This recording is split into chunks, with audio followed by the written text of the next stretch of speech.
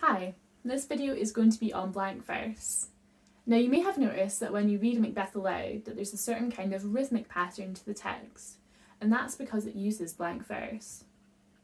Blank verse is a poetic form made up of unrhymed lines of Iambic pentameter, and you can see the use of it in this quote here.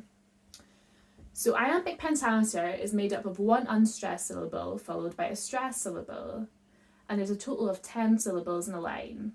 And you can hear that when you read it aloud. So foul and fair a day I have not seen. So these red highlighted syllables are the stressed ones. Now you may wonder why Shakespeare would use a form such as this.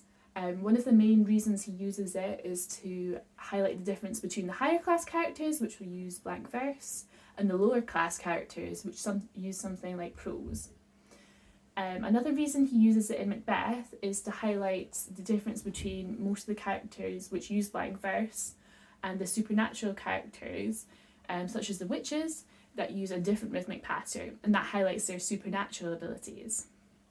Another reason he uses it is when Lady Macbeth's mental state is deteriorating, she goes from using blank verse into prose, and that highlights that transition for the character. Okay, thanks for listening.